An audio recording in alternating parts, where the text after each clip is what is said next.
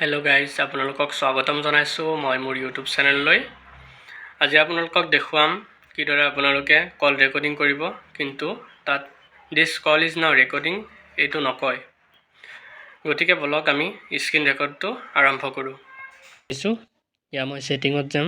ছেটিঙত গৈ পেলাই ইয়াত চাৰ্চ কৰিম টেক্সট, TEXT টেক্সট।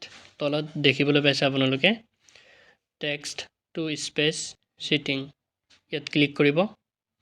ক্লিক কৰাৰ পিছত এইটো যিটো স্পেচ ৰেট আছে আপোনালোকৰ কমকৈ থাকিব, আপোনালোকে এইটো বঢ়াই পেলাই লাষ্টলৈকে দি দিব আৰু বেক আহি যাব। বেক আহি যোৱাৰ পিছত আপোনালোকে কলডালত ক্লিক কৰিব। ক্লিক কৰাৰ পিছত ইনফোত যাব। ইনফোত যোৱাৰ পিছত ইয়াত যাব ষ্ট'ৰেজ, ক্লিয়াৰ কেটচ কৰি দিব।